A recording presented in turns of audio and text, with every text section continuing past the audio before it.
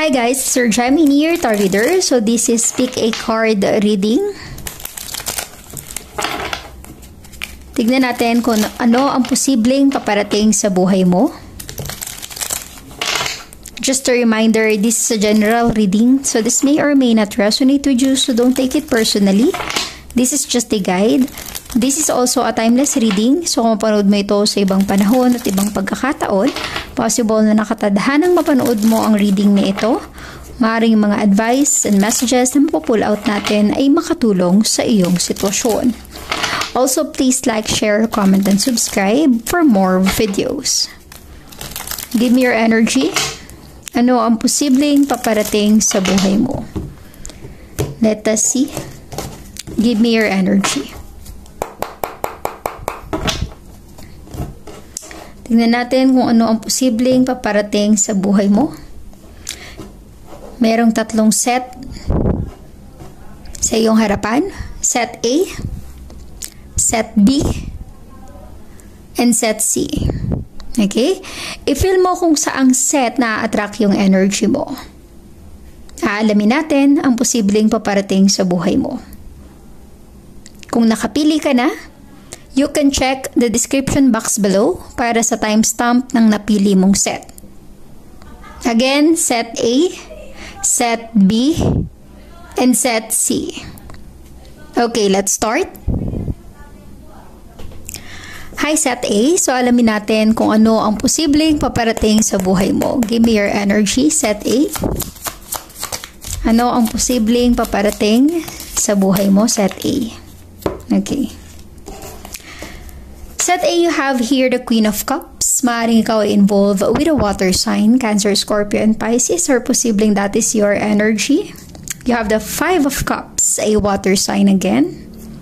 Nine of Swords, an air sign, Gemini, Libra, and Aquarius. Posibleng involved ka rin with an air sign. And the Temperance energy, this is a strong Sagittarius. So, okay, so I'm getting here Set A, posibleng there is someone na, alam mo yung nangihinayang, na nagkaroon kayo ng gap or disconnection. It feels like may nai-stress sa sitwasyon. Ang nafe-feel ko sa energy mo, with the Queen of Cups, you are taking care of yourself. Self-love, self-care, ang priority mo is your family. However, there is someone na maaaring in your past na hindi pa rin makamove on. Posibleng this is your person's energy. Hindi pa siya makaget over. Okay? There's a possibility, Set A, na hanggang ngayon nasa isipan at puso ka ng person na ito. Five of Cups and the Nine of Swords. Maaaring hindi pa rin siya makamove on kasi ikaw pa rin yung laman ng puso at isipan niya. Ikaw pa rin yung nais niya. Okay? Five of Cups, may panghihinayang. Maaaring nagkaroon kayo ng disagreement, hiwalayan, break up, okay? Pero posibleng siya yung nakagawa ng pagkakamali sa sitwasyon na ito kasi siya yung nai-stress. Siya yung hindi makaget over sa connection nyo. To the point na hindi pa makatulog sa gabi, kakaisip, kaka-overthink. Maaaring ang iba sa inyo, Set A, pinagtatanong ka pa sa common friends nyo, sa kakilala nyo kung kamusta ka na, ano ng improvement ng buhay mo, or ano ng update sa'yo. Maaari rin yung person na connected sa'yo, Set A, ini-stalk ka niya sa social media. Okay? Siya yung tipo ng taong hindi pa rin makaget over. You have the Temperance energy. Para bang patiently waiting. Para bang meron siyang inaantay na tamang panahon or tamang pagkakataon para magbalik siya sa buhay mo. I'm really getting that kind of vibe. Posibleng mag-reach out sa'yo yung person na ito. Let us get more energy for you. Set A, Three of Cups, a water sign. Maaaring there's a third party. Nagkaroon ng iba. Na-attract siya sa iba. Posible na ito yung reason kung bakit dumistansya ka sa kanya. Maaari ring mahilig siya sa party, sa event. Mas inunan niya yung iba kaysa sa connection nyo sa relationship nyo. Ngayon, na-realize mo na you know your worth, you know what you deserve, you will not settle for less. Diba? Kung hindi ka niya ipaprioritize, then aalis ka na lang. Lalayo ka na lang. Ngayon, na-realize niya yung mga pagkakamaling nagawa niya. Napagtanto niya na kung gaano ka kaimportante sa buhay niya, Set A. I'm really getting that kind of vibe. Give me one more energy for set A. You have here the Five of Wands, a fire sign. Maaaring ka ay involved with a fire sign, Aries, Leo, and Sagittarius. Ibig sabihin yan, maraming nakikigulo sa sitwasyon, conflict. You know why? Kasi nga, nagkaroon ng iba, third party. Maaaring matagal niya na itong problema, set A. Diba? Problema mo na to sa kanya, sa ugali ng person mo. Kahit na sabihin niya magbabago na siya, para bang, hindi wala pa ring pagbabagong nagaganap. Maaring pinagpasensyahan mo with a temperance energy. Mahaba ang pasensya mo, set A. Pinagbigyan mo ng ilang beses, pero nagawa niya pa rin. So, nafe-feel ko yung panghihinayang ng person na ito, pero siya rin naman yung may kagagawan kung bakit nawala ka sa buhay niya. So, I'm really getting here, siguro, kapag hindi niya na makayanan, baka mag-reach out sa'yo yung person mo, set A. Okay? So, resonate as it is, set A. Please like, share, comment, and subscribe for more videos. Thank you, set A. Hi, set B. So, alamin natin kung ano ang posibleng paparating sa buhay mo, set B. Give me your energy, set B. Ano ang posibleng paparating sa buhay mo? Give me your energy, set B.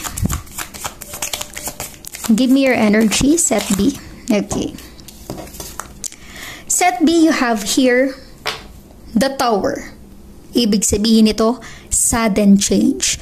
May bigla ang pagbabago na magaganap sa iyong buhay, set B. So, be ready. Always remember yung sudden change na to, the Tower, may purpose yan. May dahilan kung bakit pinagdadaanan mo yan. Maaring may kailangang matutunan, ma-realize sa sitwasyon, some kind of a lesson learned, okay? Let us clarify more. You have the King of Cups, a water sign. Maaaring ikaw ay involved with a water sign, Cancer, Scorpio, and Pisces. And you have the Ace of Swords, an air sign, Gemini, Libra, and Aquarius. Ibig sabihin yan, set B, merong magre-reach out. Posibleng merong mag-message sa'yo with the Ace of Swords. At maaari nga amin ang nararamdaman niya for you with the King of Cups. Because King of Cups is some kind of a true love. Deep feelings, okay? Kumbaga, meron siyang pagtingin or, alam mo yung mahal ka ng person na ito at kaya niya nang panindigan kung ano yung nararamdaman niya at handa na niyang sabihin or aminin yung totoo. Ace of Swords. Because Ace of Swords is a message, okay? Revelation, information, anything that involves ng meron siyang gustong iparating sa iyo. Some kind of, that kind of energy. Set B, also the King of Cups is pure, yung pagmamahal niya or yung nararamdaman niya. Let us get more energy. Kaya lang, you have the sudden change. Let us get more energy for you. Set B. Give me more energy for set B. Give me more energy for set B. Ano ang posibleng paparating sa buhay mo, set B? Page of Swords, an air sign. Gusto niya mag-reach out? Gusto niya aminin ang tunay niyang nararamdaman? Pero may pag-aalinlangan. I'm really getting here, set B. Posibleng meron yung person na ito may nagawang pagkakamali. That's why nagkakaroon siya ng hesitation. Maaring siya yung reason kung bakit may nag-collapse, the Tower energy. Posibleng siya yung dahilan kung bakit may bigla ang pagbabago sa buhay mo. Maaring kayo ay nagkaroon ng argument, hindi kayo nagkasundo, nagkaunawaan. Maaring merong nag-break para sa iba. Okay? So, resonate as it is. Nag-aalinlangan yung person mo na mag-reach out sa'yo, yung person na ito with the King of Cups. Posibleng siya ay water sign, Cancer, Scorpio, and Pisces. You have the Two of Wands, a fire sign. Maaaring ikaw involved with a fire sign, Aries, Leo, and Sagittarius. Posible na isa sa inyo nasa ibang bansa. Maaaring ikaw, set B, or yung person na connected sa'yo, nasa abroad. Ibig sabihin yan, LDR kayo. Long distance relationship. At posible na ito yung reason kung bakit nagkaroon ng sudden change, the Tower energy. Usually, pag LDR or long distance relationship, maraming mga problema na dumadating sa connection nyo. Hindi nawawala ng rason na kung ano yung pag-aawayan nyo. Diba?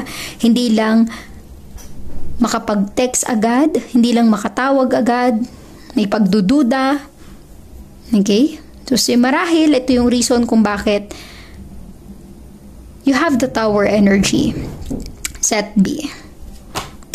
Kumbaga, hindi nyo na nakayanan na ganun na lang lagi yung connection nyo. Posibleng lagi kayo nagtatalo or nag-aaway. Dahil minsan, kapag LDR or long distance relationship, malabo ang communication. Okay?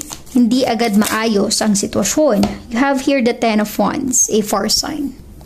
Ibig sabihin yan, posibleng matagal na kayo ng person na ito at matagal ka na nagtiis sa ganitong setup or sitwasyon, set B. Maaaring ang iba sa inyo, nagstay na lang sa relasyon kasi matagal na kayo. Okay?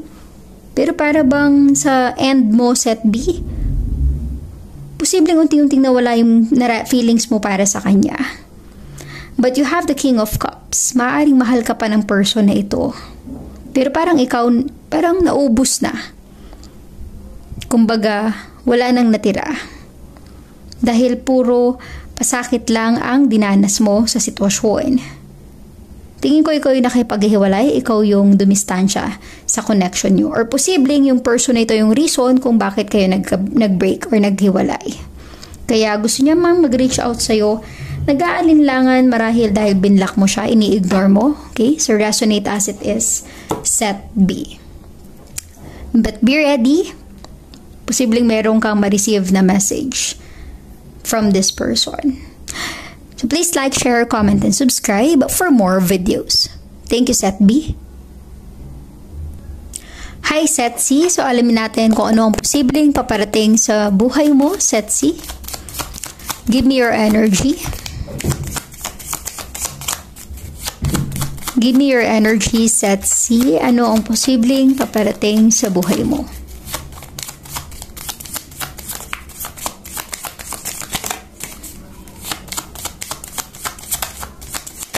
Okay.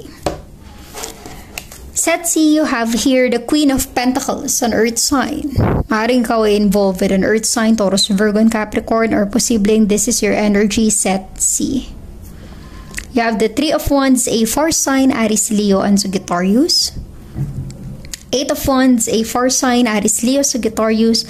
And you have the Queen of Wands, a fire sign. Okay? Para sa ibang Set C, maaaring may mabilis na darating sa buhay mo and it feels like this is a good news para sa iyo. Ang iba sa inyo may plano magtrabaho sa ibang lugar, sa ibang bansa with the Three of Wands. You want to pursue something. At maaaring this is some kind of energy na approval ng application or visa mo with the Eight of Wands. Maaaring matagal mo na itong inaantay, inaasahan na dumating. Ang iba sa inyo, may plano magtrabaho sa ibang bansa at lahat gagawin mo para lang magtagumpay ka. Queen of Wands and Queen of Pentacles, madiskarte ka sa buhay, Set C. Nafe-feel ko na itong pinaplano mo, magdadala ng maganda at masaganang buhay para sa iyo at sa pamilya mo. Ang iba sa inyo, posibleng single parent or solo parent, pero confident ka sa sarili mo with a Queen of Wands. Marunong ka sa buhay, Set C. Kaya siguro meron kang nararating. Malayo ang nararating mo. At the same time, nakakapagpundar ka para sa future ng pamilya mo. Okay? So let us get more energy for you, Set C. Give me more energy for Set C. Give me more energy for Set C. Give me more energy. Okay. Knight of Swords, an air sign. Maaaring ikaw involved with an air sign, Gemini, Libra, and Aquarius. Okay? But Set C, it feels like mabilis yung pagdating, Knight of Swords, may marireceive kang message. Maaring ito na yung matagal mo nang inaantay or inaasahan. Message. Okay? Posible na ito yung pag-asa mo na mabago yung takbo ng buhay mo. Ito yung pag-asa mo na makatulong para makaahon sa kahirapan ng pamilya mo. Okay? Kung ano man yung good news na paparating sa buhay mo, you deserve it. Setsi. Let us get more energy for Setsi. Give me more energy for Setsi.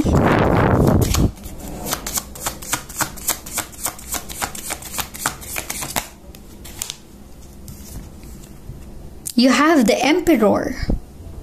This is a strong Aries. If this is your energy, Setsi, ibig sabihin yan, be confident. Huwag kang panghinaan ng loob. Kung sakaling ilang beses kang nakatanggap ng failure, try lang ng try. Kung talagang ito yung gusto mo, kung talagang ito yung nais mo. Kung ito talaga yung plano mo sa buhay, kailangan mong panindigan, Setsi. Like the Emperor energy. Very strong ang personality. Okay? I'm also getting here with Setsi. If this is about relationship, sitwasyon mo sa love life, maaring there is someone na connected sa'yo na siya yung nasa abroad or ikaw yung OFW, Setsi, or ikaw yung nasa ibang bansa, resonate as it is, maaring darating sa'yo, may paparating sa buhay mo. Someone na posibleng at admirer, tagahanga, or karelasyon mo, okay? With the Emperor energy. Resonate as it is. Gaya ng sabi ko, ang iba sa inyo maaaring single parent or solo parent, pero you have this kind of connection with this person na maaaring sincere or totoo, hindi na nakikipaglaro. Para bang may potential na yung person na ito, kung kaya niyang akuin ng responsibility at panindigan yung mga pangako niya sa'yo, tingin ko, this person has a possibility na makatuluyan mo. Setsi. Okay? So, resonate as it is, maaaring para sa ibang Setsi, foreigner yung iyong person na connected. Posibleng siya yung nasa ibang bansa or ikaw yung nasa abroad. Pero nafe-feel ko sa energy nyo, Setsi, pareho na kayong stable sa kanya-kanya yung buhay. So, resonate as it is, Setsi. Please like, share, comment, and subscribe for more videos. Thank you, Setsi.